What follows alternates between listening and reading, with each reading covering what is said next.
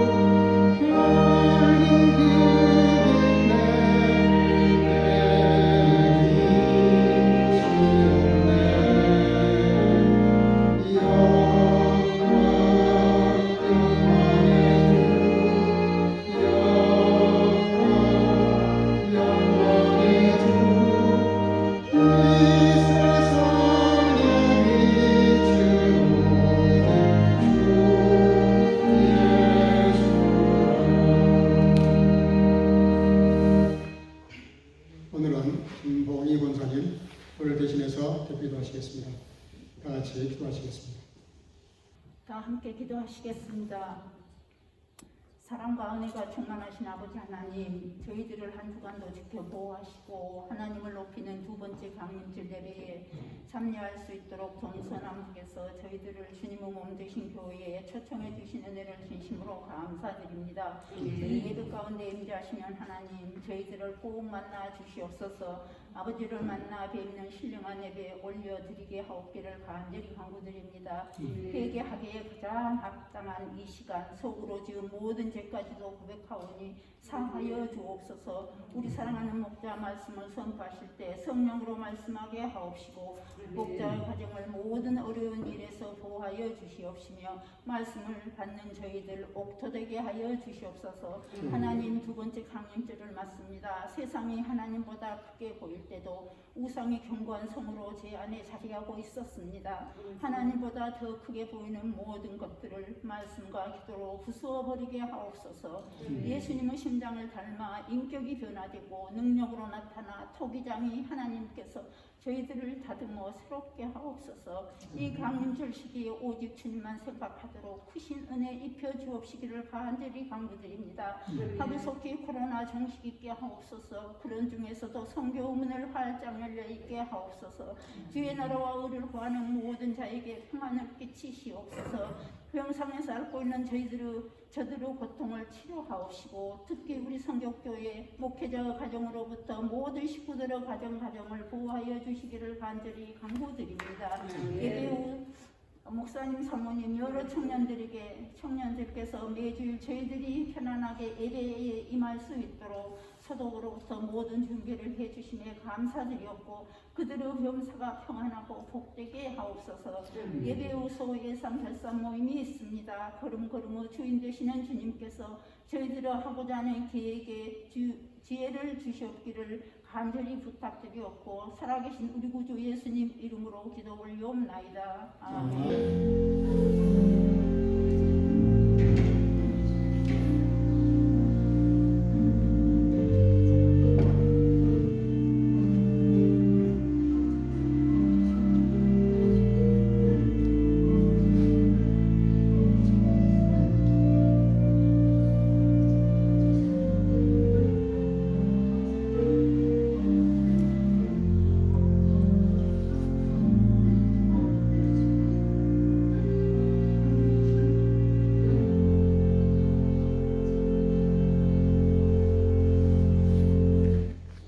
오늘 하나님 말씀은 요한복음 15장 1절에서 8절입니다. 내가 참 포도나무여 내 아버지는 그 농부라. 우리는 내게 있어 과실을 맺지 아니하는 가지는 아버지께서 이를 제하여 버리시고, 우리 과실을 맺는 가지는 더 과실을 맺게 하려 하여 이를 깨끗게 하시느니라. 너는 내가 일러준 말로 이미 깨끗하였으니 내 안에 거하라. 나도 너희 안에 거하리라. 가지가 포도나무에 붙어 있지 아니하면 절로 과실을 맺을 수 없음 같이 너희도 내 안에 있지 아니하면 그러하리라. 나는 포도나무여 너희는 가지니 저가 내 안에 내가 저 안에 있으면 이 사람은 과실을 많이 맺나니 나를 떠나서는 너희가 아무것도 할 수 없습니다. 사람이 내 안에 거하지 아니하면 가리처럼 밖에 버리고 말라지나니 사람들이 이것을 모아다가 불에 던져 사르느니라. 너희가 내 안에 거하고 내 말이 너희 안에 거하면 무엇이든지 원하는 대로 구하라. 그리하면 이루리라. 너희가 과실을 많이 맺으면 내 아버지께서 영광을 받으실 것이고 너희가 내 제자가 되리라. 아멘. 자리에 앉으시고 오늘은 김광태 형제님이 특성으로 하나님께 영광을 드리겠습니다.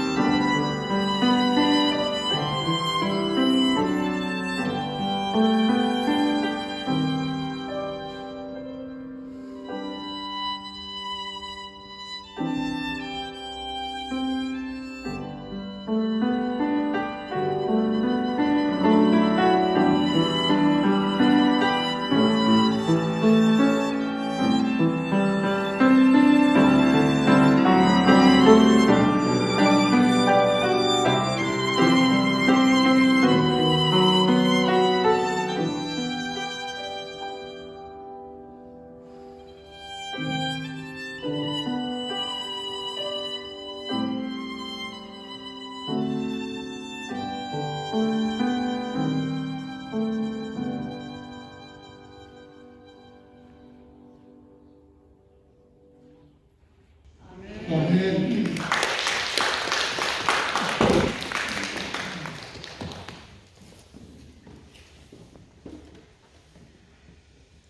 아멘.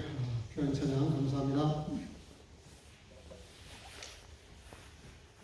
여러분들이 잘 아시는 몽골 징기스칸에 대한 얘기를 아시는지 대부분 다 알 거라고 생각합니다.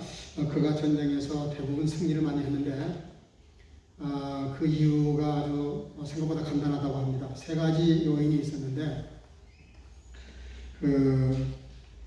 우리가 잘 아시는 대로 그 유럽 군인들이나 기사들 그 군복 차림이나 뭐 이렇게 옷을 보면 그리고 비텐베르크가 가서 이렇게 루터 하우스에 가서 돌아다 보면은 거기도 그런 게 전시되어 있더라고요. 기사들의 입은 옷을 보면 너무 정말 너무 멋있어요. 갑옷도 멋있고 투구도 멋있고 칼도 뭐 어마어마합니다. 그래서 유럽 군인들 보면은 그 몸에 치장한 걸 가만히 이렇게 뜯어보면 그 입은 옷이나 장비가 벌써 한 짐인 것 같아요. 근데 이 몽골 군들이 전쟁에서 이렇게 늘 승리했던 이유 중에 하나가 기동력이 달랐다고 해요. 기동력. 왜냐하면 유럽 군인들은 그렇게 무거운 칼과 창과 투구와 그리고 갑옷을 이렇게 입는데 이게 벌써 한 짐이에요. 근데 몽골 군인들은 그냥 헐렁한 바지저고리라고 해야 될까요? 그런 헐렁한 옷을 입고 그리고 군대에 출정을 합니다. 그러니 기동력이 얼마나 빠르겠어요? 같이 뛸 때 누가 더 빨리 뛰겠습니까? 그러니까 이 기동력에서 확연히 차이가 나는 거예요. 근데 두 번째는 무기도 달랐다고 해요. 유럽 군인들은 그 칼도 창도 또 방패도 투구도 뭐 또 신발도 그렇고 모든 이 장비가 무겁다 보니까 칼도 긴데다가 한번 휘두르는 게 물론 한 대 맞으면 뭐 그 자리에 즉사하죠. 근데 너무 장비가 무거운 거예요. 근데 몽골 군인들은 칼 자체가 약간 이렇게 휘어서 반달 모양으로 되어 있는데 조금 짧고 가벼워요. 그러니까 유럽 군인들이 한 번 칼을 휘두를 때 몽골인들은 두세 번 칼을 휘두를 수 있는 거예요. 그러니까 아무래도 이제 몸이 가벼운 데다가 기동력이 뛰어난 데다가 몸이 가볍고 무기도 가벼우니까 훨씬 더 전쟁 수행을 잘하는 거예요. 근데 사실은 어떤 면에서는 결정적인 건데요. 식량 보급의 차이가 있었던 거예요. 유럽 군인들은 잘 먹였답니다. 고기에 버터에 치즈에 그리고 또 뭐예요? 빵에다가 정식으로 이렇게 음식을 잘 먹어야 잘 싸우니까. 그래서 이 보급을 하는 보급군들이 상당히 많은 군들, 3분의 1 정도가 거기에 이렇게 투입이 될 정도로 그렇게 식사, 장비 보급이 굉장했다고 합니다. 근데 잘 아시는 분들은 몽골 저도 가봤지만 이 사람들은 유목민이다 보니까 뭐든지 이렇게 고기를 말려요. 말려가지고 포를 만들어서 우리나라로 말하면은 뭐 지포라고 그래야 되나? 약간 포를 만들어서 그래서 이 말려니까 가볍단 말이에요. 가벼우니까 옆구리 한 다발을 묶어서 차도 거의 혼자 한 달 먹을 수 있는 그걸 그냥 옆구리에 차고 다니는 거예요. 근데 무겁지 않은 거예요. 그러니까 수시로 배가 고프면 하나 먹으면 되는 거예요. 간단한 거예요. 네. 그래서 이 몽골 군인들이 물론 다른 요인도 있겠지만 그래서 전쟁에서 대다수 승리를 했고 정복할 때 이렇게 유일하게 많은 전쟁에서 승리했다고 합니다. 제가 이런 말씀을 드리는 이유 중에 하나가 너무 이렇게 많은 걸 가지고 있는 것이 물론 좋습니다. 없는 것보다 물론 좋죠. 근데 많은 걸 가지고 있는 것보다도 사실은 꼭 필요한 것만 갖는 게 더 유익합니다. 우리 어차피 뭐 빈손으로 왔잖아요. 갈 때도 다 빈손 가지고 가거든요. 가지고 가는 게 아무것도 없어요. 잠깐 이 땅에 살면서 하나님 우리에게 청지기 노릇하라고 하시라고 우리에게 이렇게 뭘 맡겨준 것 그게 다인데 너무 세상에 살면서 우리가 소유하고 있는 게 많고 더 소유하려고 해요. 그 뭐 어떤 것이라고 하는 것은 이야기하지 않아도 잘 아실 거예요. 사실은 성탄절이라는 게 뭡니까? 가장 큰 메시지는 예수님이 이 땅에 오셔서 저와 여러분들을 구하시는데 그분을 놓고 뭐라고 말하냐면은 임마누엘이라고 할 것이다. 그렇게 예언하고 있어요. 그러니까 예수님 이 땅에 왜 오셨느냐? 절대자 하나님이 인간 세계에 오신 거예요. 벌써 이 세상과 임마누엘 하신 거예요. 그래서 우리가 예수님 한 분을 잘 모시면, 한 분을 잘 모시면 그러면 사실은 모든 걸 가진 거거든요. 근데 우리가 그 원리를 잘 몰라요. 예수님만 모시고 살아가지고 고품배가 부르고 출세가 가능하고 시험 볼 때 시험을 잘 볼 수 있느냐 이렇게 질문하면 사실은 잘 예수님을 소유하고 예수님이 내 속에 계셔서 임마누엘 하시면 임마누엘보다 좀 더 센 거죠. 내 속에 계시는 거니까 내재하시는 거니까. 그러면 사실 우리는 천하를 가진 거예요. 왜냐하면 그분이 천하를 만드신 분이고 소유하신 분이기 때문에 그분에게 구하면 결론으로 나오지만 모든 걸 허락하신다고 했어요. 왜? 그분이 내 속에 계시기 때문에. 그래서 성경에 보면은 이 진정한 의미에서 임마누엘 삶을 살았던 사람들이 꽤 많지만 그 중에 몇 사람만 소개한다 그러면 그랄 땅의 이삭이 그랬잖아요. 그랄 땅의 이삭. 이삭이 사실은 그 샘을 파는 게 얼마나 좋은 일입니까? 근데 그 그랄 땅 사람들이 자꾸 와서 메꿔버리고 계속 그렇게 방해를 놓잖아요. 근데 나중에 결론적으로 가서 그랄 왕이 와서 먼저 손을 내밀면서 악수를 청하고 우리 평화하자 하면서 그 한마디 붙인 말이 있어요. 그렇게 한 이유를 말해요. 그 이유가 뭐냐면 자기가 이렇게 지켜봤는데 자기는 하나님을 모르는 사람으로 믿지도 않지만 당신은 보니까 하나님이 항상 같이 하는 걸 내가 봤다. 그렇게 말해요. 임마누엘 하셨다는 거예요. 하나님이 항상 이삭과 임마누엘 하신 거예요. 그러니까 이 그랄 땅 사람들도 그렇고 그랄 왕도 그렇고 확신을 요청하는 거예요. 요셉도 마찬가지죠. 보디발의 집에 팔렸을 때도 분명히 말합니다. 하나님이 그와 함께 하심을 보았다. 그러니까 그 많은 농사의 수확물이 농사를 잘해서가 아니었어요. 하나님이 그와 함께 하셨기 때문에 농산물을 많이 얻을 수 있었던 거예요. 신임을 얻은 거죠. 감옥에 떨어졌을 때도 하나님이 그와 함께 하셨다라고 기록해요. 창세기 39장에 가서 보면 자세히 나와 있습니다. 그리고 왕과 대면에서 꿈풀이를 할 때도 하나님이 그에게 그 몽조를 깨달아 알 수 있는 지혜를 주셨다고 했습니다. 그리고 하나님이 계속해서 임마누엘 하시는 거예요. 요셉과. 그리고 마지막에는 어떻게 돼요? 이프 왕이 뭐라 그래요? 우리가 어디서 이렇게 성령이 충만한 사람을 얻을 수 있겠냐? 그래서 최고의 총리를 임명했다라고 자부심을 가지고 강요들에게 백성들에게 공포를 해요. 그러나 하나님을 모르는 사람입니다. 하나님을 모르는 사람 입에서 생각해서 그 사람들 눈에서 하나님이 함께 하신 사람을 봤더니 정말 그게 눈으로 삶으로 증거가 드러나는 거라. 여러분들 임마누엘이 얼마나 중요한지 모릅니다. 소위 임마누엘이라고 하는 것은 무슨 뜻이냐면 이렇게 아담 하와 이후의 원죄와 자범죄로 초라해진 저와 여러분들에게 이 세상에서 더할 수 없는 영광, 더할 수 없는 절대권, 절대 능력, 이걸 우리가 지금 소유한다는 뜻이거든요. 내가 그분과 함께 한다는 거예요. 그러니까 이 임마누엘이라고 하는 것은 성경이 말하는 그 내용으로 봤을 때 엄청난 겁니다. 8형제 중에서 다 부름받았는데 그때 부름받지 못했던 다윗 같은 사람. 생각해봐요. 아버지가 오직 했으면 막내 그 다윗을 빼고 나머지를 다 불렀겠어요. 처음부터 너는 왕제가 아니라는 뜻이었어요. 너는 그냥 양치든가 계속 쳐. 그리고 이제 첫째, 둘째 쭉 소개를 하는데 사무엘 선지자가 다 보고도 아니라니까 또 없냐고 물어보잖아요. 그러니까 하나 있긴 있다고. 그럼 빨리 데려오라고. 데려와서 딱 보니까 사무엘 눈에는 세상 사람들 눈에는 아닌데 사무엘 선지자 눈에는 이가 하나님이 세운 간택한 왕이라. 거기다 기름을 붓잖아. 다윗의 일생을 한마디로 말하라 그러면은 그렇게 기록하고 있어요. 역대상 11장 9절. 만군의 여호와께서 함께 계시니 다윗이 점점 강성하여 가니라.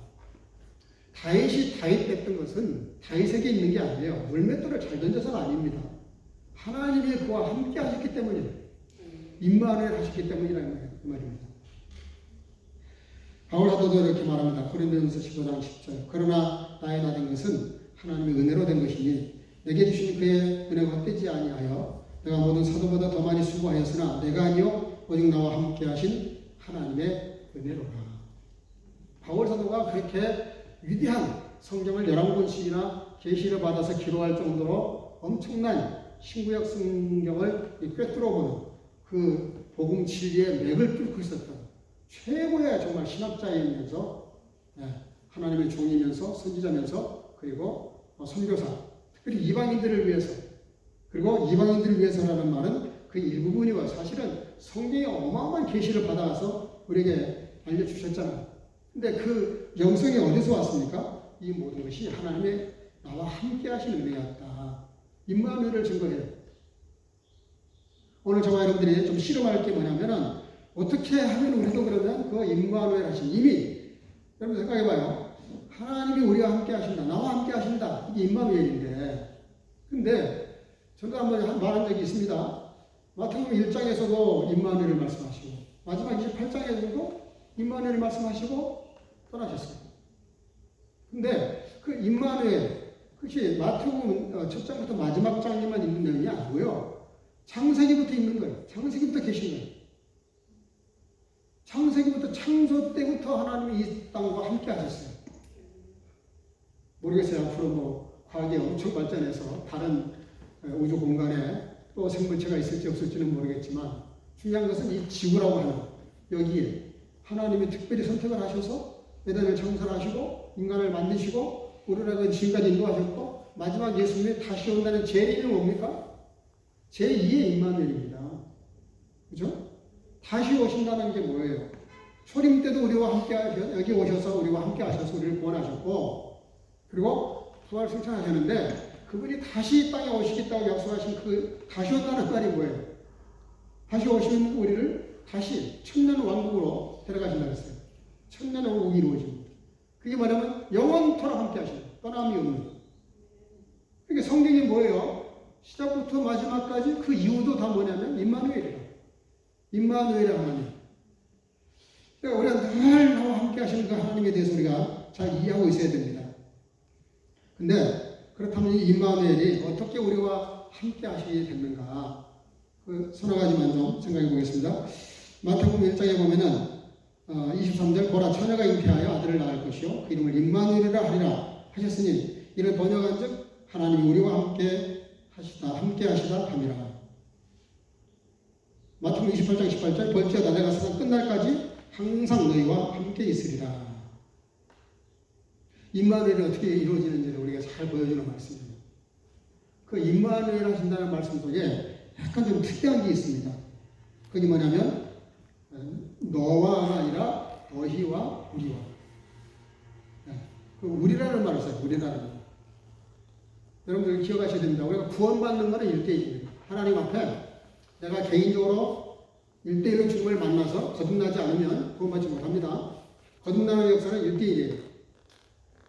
근데 공동체를 말할 때는 반드시 복수를 말해요. 우리들, 너희와. 그러니까 이 대단히 중요한데요. 그게 무슨 얘기냐면 성경에는 두 가지 대강령이 있죠. 첫째는 너희 하나님을 사랑하고 이와 같이 너희도 서로 사랑해라. 그러니까 하나님의 나라가 어떤 나라냐? 하나님의 나라, 특별히 임마누엘을 언제 더 강하게 하시느냐? 우리가 성만찬할 때 마찬가지입니다. 성만찬을 혼자 목사가 만들어 놓고 혼자 마시지 않습니다. 서로 이렇게 나눠요. 나누고 내가 마실 때도 우리 장로님 저기서 내가 또 받아요. 그 서로 이렇게 나누는 게 뭐냐면 공동체를 의미합니다. 예수님도 그런 말씀하셨어요. 두세 사람이 모인 곳에 내가 언제든지 함께 하겠다. 공동체를 그렇게 중요하게 생각하십니다. 서로 사랑하는 관계를 중요하게 생각하세요. 내가 1대1로 하나님과 나만 잘 신앙생활해서 되는 것이 아니라 언제 하나님이 우리가 더 함께 하시냐면 우리가 함께 할 때, 함께 예배 드릴 때, 함께 기도할 때, 함께 서로 사랑할 때 그때 하나님이 더 같이 하신다는 거죠. 그러면서 오늘 예수님께서 우리와 함께 하신 그 과정을 말씀하셨는데 잘 아시는 대로 예수님은 참 그 임마누엘의 신비라고 말할 수 있어요. 어떻게 그 동정녀 마리아 처녀가 아이를 임신할 수 있었을까 하는 거예요. 이건 역사 이래로 있을 수 없는 일입니다. 생리학적으로 있을 수가 없어요. 생물학적으로 설명이 안 되는 얘기입니다. 어떻게도 설명이 안 돼요. 그게 서로 수정이 돼야 이게 가능한 건데 어떻게 이게 처녀가 아이를 낳느냐. 근데 그거를 아주 막 크게 설명하고 있어요. 분명히 요셉과 정혼을 했지만 아직도 동침하지 않는 상태예요. 근데 갑자기 성령님이 천사가 찾아와서 너에게 잉태될 아이는 하나님께서 잉태하실 것이다. 그래서 성령님이 임재하셔서 잉태를 시켰다 그래요. 이거는 사람의 어떤 이론이나 사상이나 생략적으로 설명이 안 되는 소리예요. 그러나 어떻게 가능하냐면 하나님은 무에서 유를 창조하셨고 말씀 한마디로 세상을 창조하신 분이에요. 무에서 유를 만드셨다. 그러니까 하나님이 하시고자 하면 성령님으로 얼마든지 터치 안 하고 싶어도 아이를 잉태하게 할 수 있어요. 그래서 왜 그렇게 하셨겠어요? 예수님이 인간의 몸으로 오셨거든요. 인간의 몸으로 오신 이유가 있습니다. 하나님의 입장에서만 하게 되면 인간을 대표할 사람이 없어요. 첫 번째 인간을 대표했던 사람이 아담인데 실패했잖아요.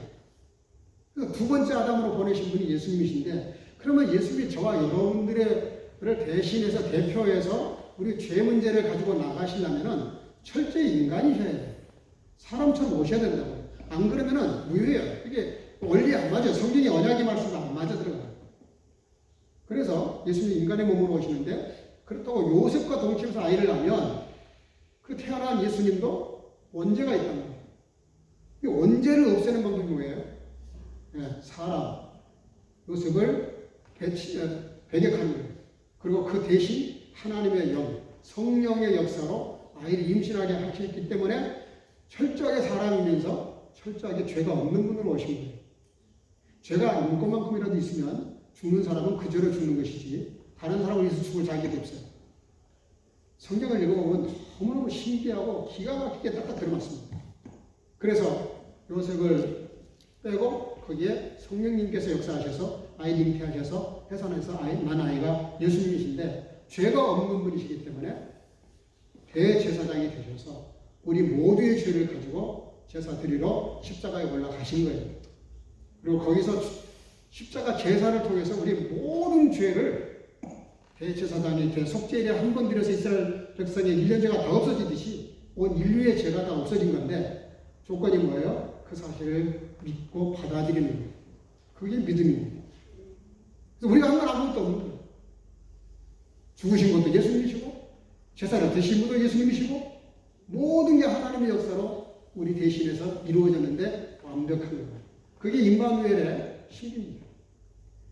그렇게 해서 그 우리와 함께 하셔서 우리를 대신해서 죽으신 예수 그리스도 그분의 은혜로 그 임마누엘의 은혜로 우리를 대신해서 죽으심으로 우리가 구원받은 사실 다시 한번 믿음으로 받아시기를 주님으로 축복합니다. 놀라운 일이죠 사실. 어떤 사람에게 임마누엘이 가능할까? 성경을 찾아보니까 신명기 4장 7절 우리 하나님 여호와께서 우리가 그에게 기도할 때마다 우리에게 가까이 하신 것 같이 그 신의 가까이 함을 얻은 나라가 어디 있느냐. 출애굽기 33장 11절 사람이 자기의 친구와 이야기한 같이 여호와께서는 모세와 대면하여 말씀하시며 이 임마누엘의 은혜가 우리에게 받아들여지는 과정을 설명하는데 어떤 사람에게 함께 하시냐면 주님과 대화하기를 원하는 사람과 함께 하신다는 거예요. 이게 기도죠. 기도. 우리가 기도가 그만큼 중요합니다. 그렇잖아요. 사람 만나가지고 대화하자고 했는데 아무 소리를 안 해. 원사이드야. 아이네 자이트만 이야기하고 안드레 자이트는 말을 안 해. 대화가 안 되는 거죠. 함께 할 수가 없는 거죠. 우리가 서로 이렇게 손잡고 마주쳐야 된다는 것처럼 우리가 하나님의 말씀하실 때 받은 말씀을 가지고 우리가 주님께 기도하는 거. 그래서 기도하는 자들과 항상 하나님이 함께 하신다 그랬고 분명히 두세 사람이 모여서 기도하면 내가 너희와 함께 하겠다 그랬어요. 또 보니까 순종하는 자입니다. 마태복음 1장 24절 25절에 보니까 주의 사자의 분부대로 행하여 나오며 이름을 예수라 하니라. 아주 대표적인 사건이죠.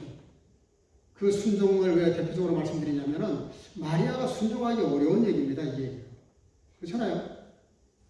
처녀가 아이를 낳는다고 예언을 하시는데 돌 맞을 일이 있어요?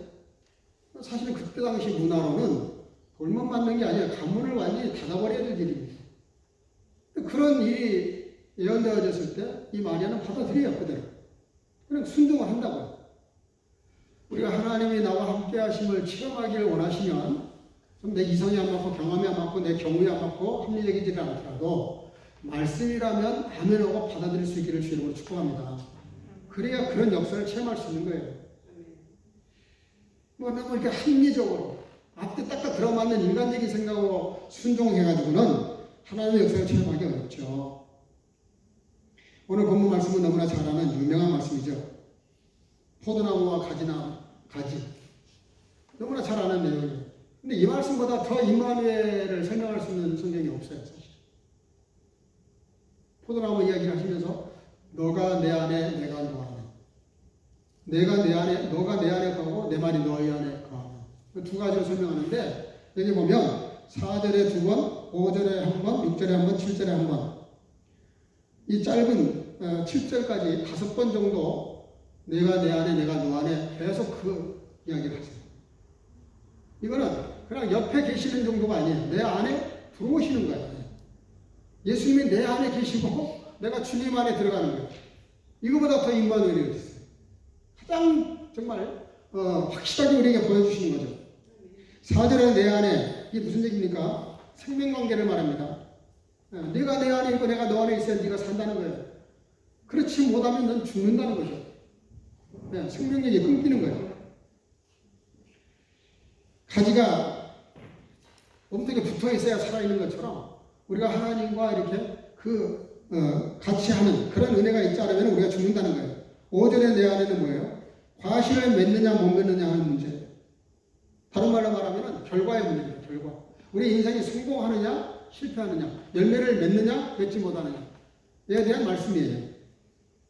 그리고 6절에 내 안에라는 말은 이것도 죽느냐 사느냐의 문제입니다. 만약에 내 안에 있지 못하면 가지처럼 버리고 말라진다. 7절에 내 안에는 너희가 내 안에 거하고 내가 내 말이 너희 안에 거하면 그랬어요. 근데 그 내 안에 거한다는 말이 이렇게 말했어요. Bleibt in mir und ich bin euch. 헬라어로는 네이나트라는 말을 쓰는데요. 이 블라이벤 한다는 말을 잘 아시죠? 잠깐 스쳐 지나가는 게 아닙니다. 잠깐 스쳐 지나가는 것이 아니고 블라이벤 하는 거예요. 계속 있는 거예요, 그게. 그러면 나도 너희 안에 거하리라. 그러면서 이런 말씀하십니다. So ihr in mir bleibt und meine Worte in euch bleiben. 너희가 내 안에 거면 내 말이 너희 안에 거할 것이다. 갑자기 예수님 자체를 말씀하시다가 말씀으로 바뀌어요. 너희가 내 안에 있으면 내 말이 너 안에 있을 것이다.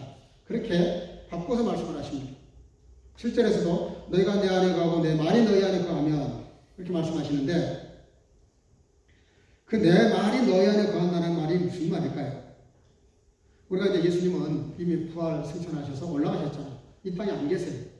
근데 하나님께서 예수님이 예수 그리스도의 영을 보내셔서 우리 속에 임재하고 계시는데 내 말이 너희 안에 거하면 그것을 예수님이 나와 임마누엘 하신 것으로 설명하고 있어요. 여러분 우리가 이렇게 고국을 떠나와서 이 독일 땅에 살고 있는데 근데 요즘 이제 하도 뭐 이렇게 통신 수단이 좋아져서 SNS를 통해서 뭐 화상 채팅도 얼마든지 할 수 있고 다 이렇게 이야기 대화할 수 있잖아요.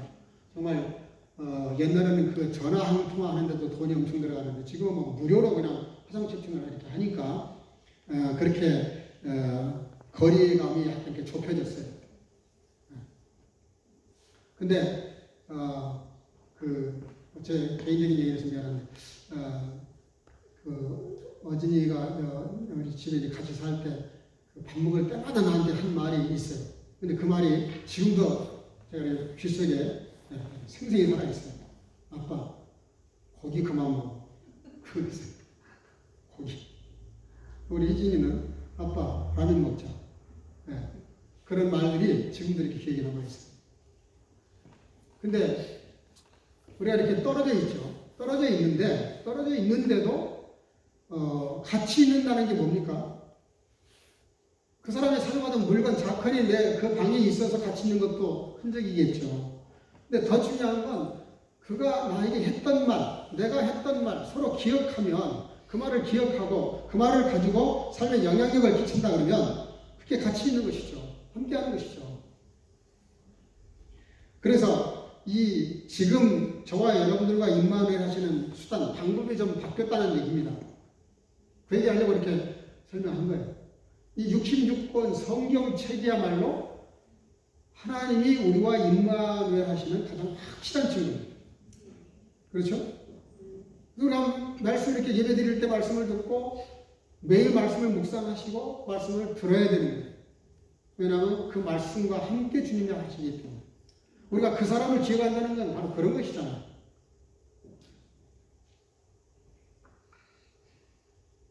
생각해 보세요. 예수님께서 구름 타고 지금 승천하시면서 뭐라 그러세요? 제자들에게 뭐라 그러십니까? 내가 너희와 항상 함께 있다.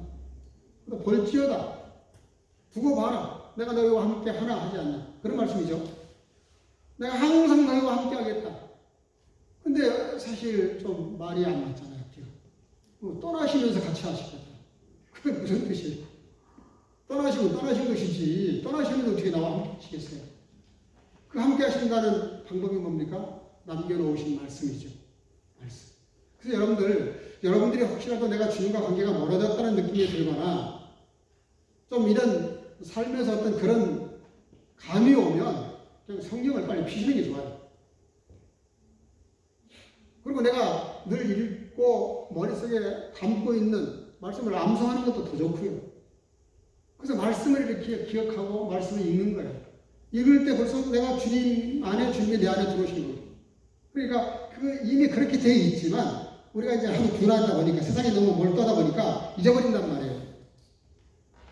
오래전에 회자되던 말인데 거북이 신자라는 그런 유행어가 떠돌아다닌 적이 있습니다. 지금도 치면 그런 글이 떠요. 날아다니는 새는 아무것도 먹지 않고 9일 동안 잘 돌아다닐 수 있대요. 날아다닐 수 있대요. 근데 강아지는, 개는 20일을 안 먹어도 끝도 없대요. 죽지 않는 것만할 것도 없고 얼마든지 활발하게 활동을 한대요. 근데 거북이는 무려 500일 동안을 안 먹어도 안 죽고 잘 산답니다. 500일 동안 안 먹어도. 좀 미안한 표현이지만 나는 어떤 신장가 한번 생각해 보세요. 새 같은 신장가, 강아지 같은 신장가, 거북이 같은 신장가. 말씀을 1년 내내 안 먹어도 안 들어도 신앙 유지하는 분들이 가끔 있거든요. 네, 글자 그대로 신앙인이라는 명분은 있지만 주님과 정말 다이나믹한 그런 어떤 교제가 이루어지고 있지 않는 거죠. 관계가 완전히 끊어진 건 아니에요. 그러나 하나님 말씀을 멀리하고 읽지 않고 묵상하지 않고 듣지 않고 그러고도 내가 신앙인이라고 말하는 것은 거북이 신자와 같은 거죠. 그래서 오늘 저와 여러분들에게 임하는 임마누엘이 뭘까? 하나님 말씀이에요. 하나님 말씀이야말로 지금 저와 여러분들에게 확실하게 보여주는 그리고 증거해주는 임마누엘이죠. 여러분들 임마누엘 하신 하나님이 왜 우리에게 이렇게 중요하고 좋은 것이냐면 몇 가지만 얘기하면 오늘 본문에 말씀했어요. 저가 내 안에 내가 저 안에 있으면 이 사람은 과실을 많이 맺나니 나를 떠나서는 너희가 아무것도 할 수 없습니다. 오늘 본문에서는 저가 내 안에 내가 저 안에 1대1로 말씀하세요. 이렇게 주님과 함께 말씀이 내 속에 들어와 계시면 많은 열매를 맺는다는 거예요. 그러니까 저와 여러분들이 신앙생활하면서 뭔가 열매를 맺어서 주께 영광을 돌리고 싶으시면 주의 말씀을 늘 묵상하셔야 됩니다. 누가복음 23장 39절에서 보면 두 강도가 예수님 옆에 양옆에 십자가에 매달리잖아요. 근데 거기서 예수님을 영접한 한 강도는 구원받아서 그날로 낙원에 갔어요. 근데 거부했던 강도는 육체도 구원받지 못하고 영도 구원받지 못해요. 괜히 예수님을 비난하고 조롱하다가 바로 옆에 계신 예수님을 보고도 구원을 놓칩니다. 근데 이 한편 강도는 평생 강도짓만 했는데도 그가 순수한 마음으로 예수님을 영접하니까 바로 그날로 또 하나님의 낙원에 이르는 축복을 받게 됩니다. 무슨 얘기입니까? 임마누엘의 축복을 받게 되면 영원 구원을 받을 뿐만 아니라 천국을 확보한단 말이에요. 시편 91편 15절에 이렇게 말해요. 저가 내게 간구하리니 내가 응답하리라. 저희 환난 때에 내가 저와 함께하여 저를 건지고 영화롭게 하리라. 여러분, 우리가 지금 어려운 코로나 팬데믹 이렇게 시대를 지나가고 있습니다. 이 병에 걸리고 안 걸리고는 철저히 우리의 위생 문제입니다. 그러나 신앙하고도 깊은 관계가 있어요. 우리가 정말 신앙인으로서 스스로도 보호하고 타인을 보호하는 그게 사랑이죠. 사랑. 그러니까 지금 뭐 백신이 나와서 백신을 맞는다고 해도 백신이 과연 이 사태를 종식시킬 수 있느냐? 그럴 수 없다고 말합니다.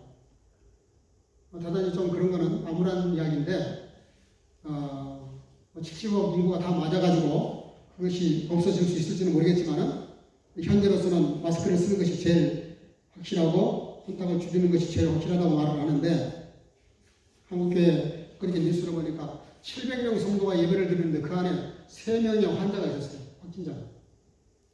근데 그 예배 드리는 확진자가 한 4번 정도 예배에 모였다고. 놀라운 건 한 사람도 전염된 사람이 없다는 거예요. 참 그런대로 그거는 한국에서 좋은 롤모델을 보여준 것 같아요. 한국 마스크가 확실한 거예요. 제가 독일 분들 마스크 쓰고 다니는 거 보니까 너무 안타깝더라고요. 어떤 사람은 그냥 마오나 여기저 하는 사람도 있고 그냥 지도 대충 아무 헝겊이라도 갖다가 만들어가지고 입고 다니는 분들이 꽤 많아요. 아무 효과 없습니다. 한국에서 만든 그 철저히 막아낼 수 있는 그런 마스크 정도는 돼야 설사 확진자가 서로 마주보고 이야기를 해도 서로 마스크를 쓰면은 95% 옮기지 않는다 그러잖아요. 제가 이런 말씀을 드리는 것은 우리가 이거 한 예를 든 거예요. 우리가 하나님을 철저히 믿고 말씀에 순종하고 또 서로 배려하는 마음에서 상대방을 지켜주는 마음에서 그렇게 믿음으로 서로 사랑하고 그리고 서로 이렇게 돌보고 그러면서 또 이렇게 철저히 조심하는 것. 이것이 다 뭐냐면은 주님 안에서 사랑하는 것이고 말씀대로 살아가는 것이죠. 무슨 얘기를 하냐면 하나님이 보호하신다. 임마누엘 할 때 하나님이 보호하시고 위험에서 건져주십니다. 그런 간증이나 증거를 대라라면 수도 없이 많아요. 밤새도록 얘기도 그렇거든요. 하나님이 나와 함께 하심으로 우리가 위험에서 벗어나고 보호받고 인도받는 거 말도 할 수 없을 만큼 많아요. 그 얘기는 하지 않겠어요. 여러분들 하나님이 나와 함께 하실 때 우리의 영혼과 육체의 삶을 보호하실 줄로 믿습니다. 항상 하나님이 나와 함께 하신 것처럼 나도 주님과 함께 하실 때 그런 역사가 일어나고 역대하 1장 1절 다윗의 아들 솔로몬이 왕위가 경고하여 그 하나님 여호와께서 저와 함께 하사 따라합시다. 힘이 창대케 하십니다. 하나님이 정말 함께 하시는 사람. 제가 지난주 말씀드렸어요. 복받자고 신앙생활에서 복받는 건 무상되기 쉽다. 정말 믿음으로 철저히 살았더니 창대해지고 공부도 잘 되고 성격도 좋고 출세도 하고 많은 재물도 얻게 하는 거. 그게 신앙이에요. 그게 열매 맺는 거예요. 믿는 사람들이 가난하게 살려는 법이 없어요. 부유하게 살아야 됩니다. 축복 중에 하나예요. 문제는 순서예요. 순서. 부유하게 살려고 예수 믿는 게 아니란 말이에요. 그런 걸 목적으로 삼으면 신앙이 이상해져 버립니다. 기복신앙으로 흘러요. 근데 정말 믿음으로 살고 철저히 말씀대로 살고 순종하고 주님과의 관계가 날마다 발전하고 깊어지다 보니까 건강해지고 만사가 이렇게 형통하고 요셉처럼 그가 손대는 데마다 막 층고가 그냥 다시 지어질 만큼 농사물의 결과를 얻잖아요. 사람들도 많은 사람들이 자기를 인정해 주잖아요. 심지어 이방나라 왕도 자기 인정하잖아요. 그게 영역이 넓어진다는 뜻이죠. 거부가 되잖아요. 아브라함도 그렇고 이삭도 그렇고 믿음으로 살았던 사람들 중에서 거부된 사람들이 많아요. 저는 우리 믿는 가정들이 다 부유해지길 바라고 여러분들이 하고자 하는 일에 대해서 성공해서 그 1인자가 되기를 바라요. 근데 그것 때문에 신앙생활 하지는 말아요. 그건 아닙니다. 그렇게 흐르게 되면 우리의 신앙이 이상이 되어버려요. 마치 이 세상의 목적이고 하나님의 수단이 되는 순간 그게 우상숭배입니다. 정말 하나님을 최고로 알고 절대적으로 알고 그분 말씀 따라 순종하고 열심히 살았더니 정말 피땀 흘리면서 남들 그 다 자는 시간, 다 놀러 다니는 시간 절제하고 자르고 잘라서 더욱 믿음으로 살고 말씀대로 살았더니 학문에도 성공하고 사회적으로 성공하고 명예도 올라가고 영역이 넓어지는 거예요. 엄청난 축복이죠. 그렇게 창대케 됐던 다윗의 아들 솔로몬도 신앙으로 시작했기 때문에 그래요. 그게 신앙이 있었기 때문에 1,000번의 제사를 아무나 합니까? 우리 교회 어떤 무명 성도도 1,000번 그 예배 드린다 그러면서 지금 100몇십 분까지 갔어요. 매주마다 그 감사 예물을 드리면서 1,000번의 예물을 드리고 있습니다. 저는 그 굉장한 신앙이라고 생각해요. 그거 쉽지 않거든요. 신앙으로 하는 것, 믿음으로 살았더니 임마누엘이 됐더니 그랬더니 이렇게 하나님의 복을 주셨다. 성탄이 뭡니까? 우리가 오늘 두 번째 대림절을 지키는데 성탄절을 바로 지키는 게 뭐예요? 바로 그런 신앙. 주님이 나와 함께 하심을 체험하고 마음속에 있음을 품고 그 영이 내 속에 계셔서 나의 삶을 이끌어가도록 나를 맡겨드리는 순종하는 삶. 다시 한번 이 성탄절에 이미 오신 예수님을 내 마음속에 다시 한번 새롭게 맞이하는 그런 준비하는 시간들을 통해서 여러분들 꼭 임마누엘의 축복과 은혜가 함께 하시길 주의 이름으로 축복합니다. 기도하겠습니다. 사랑과 은혜가 충만하신 아버지 하나님 은혜 감사합니다. 오늘 주 앞에 나와 예배하는 시간에 임마누엘의 신비에 대해서 말씀을 들었습니다.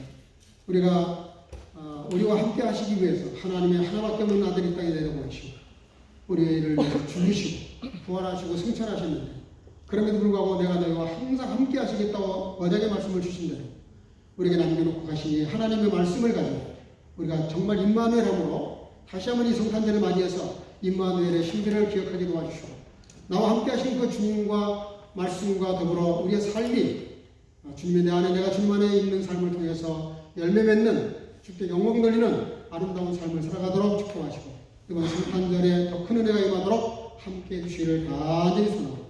예수님의 이름으로 기도하옵니다. 아멘. 말씀을 생각하면서 찬송가 104장을 부르겠습니다.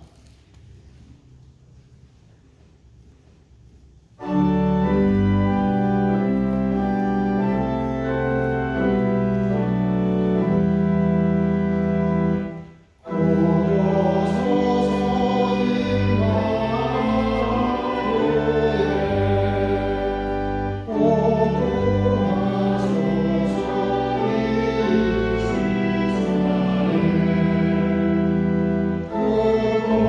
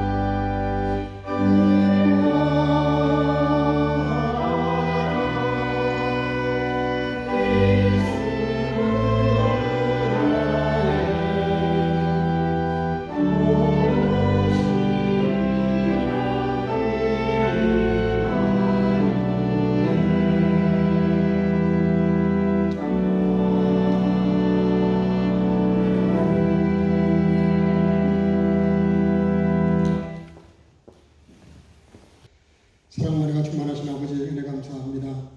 오늘도 주 앞에 나와 예배하는 귀한 시간에 여러 모습으로 예배를 드렸습니다. 열의 하나를 드리는 성도들, 또 순교와 구주를 위해서 예배를 드리는 성도들, 또 이런저런 일을 깊이 헤아리며 감사하는 성도들 다 축복해 주시되 언약의 말씀이 언약하신 대로 꼭 이루어 주셔서 그들의 생애가 주 앞에서 넘치고 그리고 많은 사람들을 부유해지고도 앞으로 스스로가 부유한 인생을 살아가기에 부족함이 없도록 은혜와 축복을 함께 하시며 주를 드리는 어린 생명들 함께 하셔서 믿음으로 잘 자라 부모의 사랑되며 교회에 기능되도록 축복하시고 함께 하시며 주를 드리는 모든 성도들 위한 주관도 주님과 동행하는 승리 있게 하옵소서. 예수님의 이름으로 간절히 축복하고 방언하며 기도하옵나이다. 아멘. 몇 가지 안내 말씀을 드리겠습니다. 오늘 예배를 마치면 방역 수칙을 지켜가면서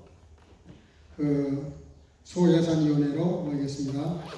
김대수 장로님, 심은창 장로님, 김순문 권사님, 김광희 권사님, 유재열 권사님, 경원석 권사님, 이윤희 권사님 옆에 자리에서 큰 홀에서 책상을 좀 이렇게 띄워놓고 그리고 방역 수칙을 지키면서 예산위원회로 모이겠습니다.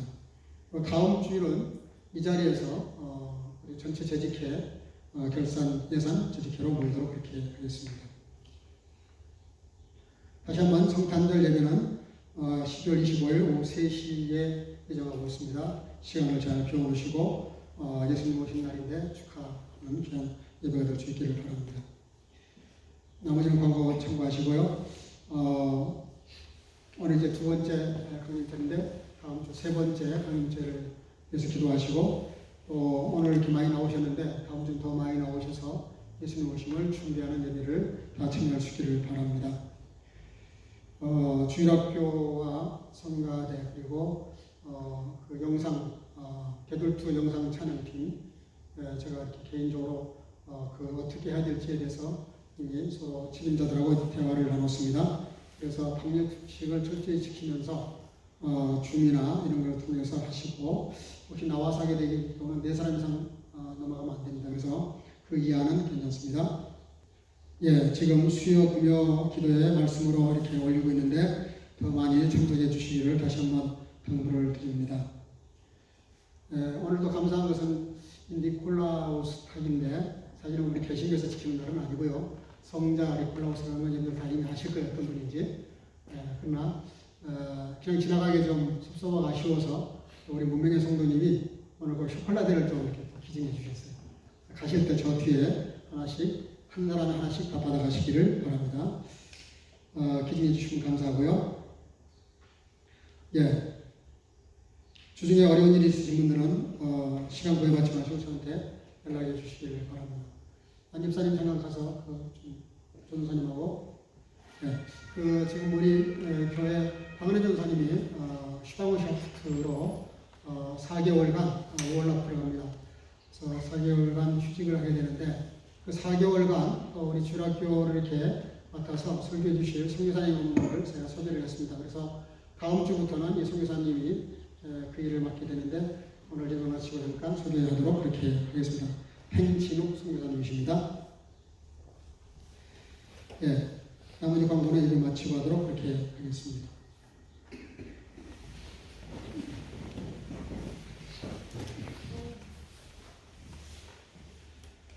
So hier in mir bleibet, meine Worte in euch bleiben, so werdet ihr bitten, was ihr wollt, und es wird euch widerfahren.